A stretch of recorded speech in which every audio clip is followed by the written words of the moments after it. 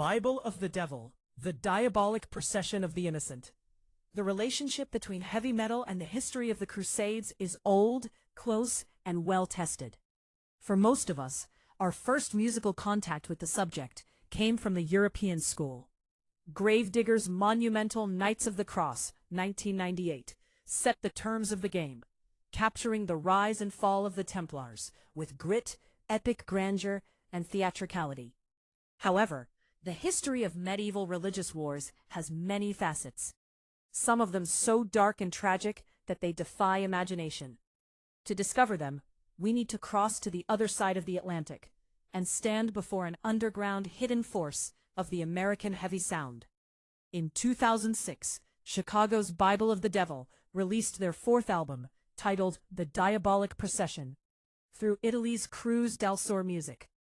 Instead of the geopolitics of powerful knights, the Americans chose to shed light on the most controversial, blood-soaked, and betrayed page of the 13th century, the Children's Crusade, 1212. The result? A staggering concept album that functions as a timeless, chilling parable. The birth of illusion and blind fanaticism. The story begins with two parallel movements in France and Germany. Two young boys, Stephen of Cloyes and Nicholas, claimed to have seen visions of Christ, who commanded them to gather an army of the innocent to liberate Jerusalem peacefully. The promise? The sea would dry up before them so they could walk all the way to the Holy Lands. Bible of the Devil opens the album with the instrumental, ominous Ecclesia Novorum Innocentium, the Church of the New Innocents, immediately setting the philosophical framework.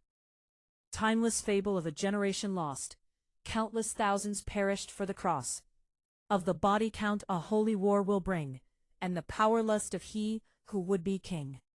Musically, the band avoids symphonic excesses. Instead, they deliver a seminar in pure fan-driven heavy metal, with a twin guitar attack that marries the melody of Thin Lizzy with the galloping nerve of early Iron Maiden and Riot. In Sepulchre, the lyrics introduce us to the false messiah and the hypnosis of the masses. Experienced soldiers failed in previous campaigns, so the youthful legions blindly follow the lie. Youthful Moses, rally cry, bring the children, feed the lie.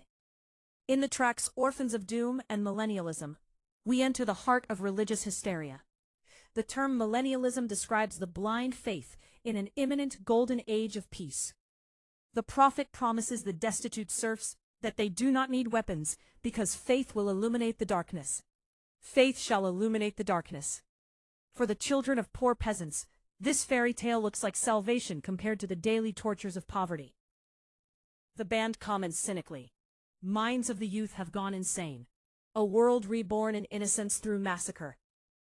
In Legions of the Oriflamme, the army begins its march along the Rhone River, with the boy from Cloyes leading upon a gilded chariot, while the lyrics foreshadow the slaughter, emblazoned in red, for blood to be shed. 2. The elusive miracle and the betrayal of the Judas ships. When the destitute armies finally reach the shores of Marseilles, France, and Brindisi, Italy, harsh reality strikes like a hammer. The miracle does not happen. The sea does not open. The elusive miracle is the crushing turning point of the album. The sea ignores them, faith gives way to terror, and shame returns the romantic youth to reality. Youth leaves me ripe for exploitation by savages known and feared. In Heinous Corpus, the horror culminates as thousands of children die of hunger and disease on the way back, or are slaughtered in local conflicts. But this is where the darkest epilogue of history is written. In Marseilles, two local merchants, Hugh the Iron and William the Pig, appear as saviors and offer to transport the children to Palestine for free on 7 ships, supposedly out of Christian charity. The track, Judas Ships, exposes their absolute hypocrisy through the lyrics. He's Hugh the Iron, I'm William the Pig. 7 vessels shall bear the flesh cargo. Quite a price they'll fetch in Bugia. At the helm are the agents of profit. There was no charity. They were ruthless slave traders. They steered the ships straight to the ports of North Africa and sold the children into the slave markets of the Saracens. The album closes with the epic Slaves. 18 years later, a priest who survived returns to Europe and reveals the truth. 2 ships were wrecked off Sardinia, drowning everyone, but the remaining 5 delivered their live cargo and remain as slaves. The master changed, but their fate's the same. 3. The Dark Parable, The Road to Hell. Bible of the Devil's choice to name the album The Diabolic Procession hides the entire philosophical weight of their work. This album is the living confirmation of the proverb stating that the road to hell is paved with good intentions, and that the devil can appear even as an angel of light. Those thousands of children started with the purest, most innocent intentions, chasing a holy vision. Yet blinded by ignorance and manipulated by propaganda, they became pawns in a diabolic procession. The band underlines something that remains relevant across the centuries. Those who preach fanaticism, self-sacrifice, and grand ideals most of the time do so for self-interest. Whether they are religious leaders thirsting for power, power lust, or opportunists hiding in the shadows to plunder, rob, and exploit the desperation of the masses, the victim remains the same, the ordinary, unsuspecting human being.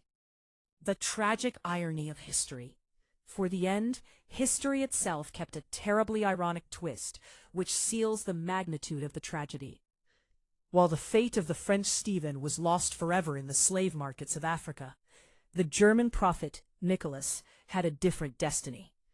After leading his part of the army all the way to Rome, Pope Innocent III ordered them to return to their homes, seeing the futility of it all. During the painful journey back through the frozen passes of the Alps, the majority of the children died of cold and starvation. Nicholas, however, survived. And here comes the absolute irony. A few years later, now an adult, he took part as a regular armed soldier in the Fifth Crusade, fighting on the battlefields of Egypt. The child who once preached the peaceful and bloodless liberation of the Holy Lands ended up a gear in the very same bloody, warlike machinery that had enchanted his childhood years. With the Diabolic Procession, Bible of the Devil delivered a historical and social manifesto. Through their rushing guitars, they did not hymn the glory of swords, but mourned the most betrayed generation of the Middle Ages, reminding us that when reason sleeps, the monsters of fanaticism awake.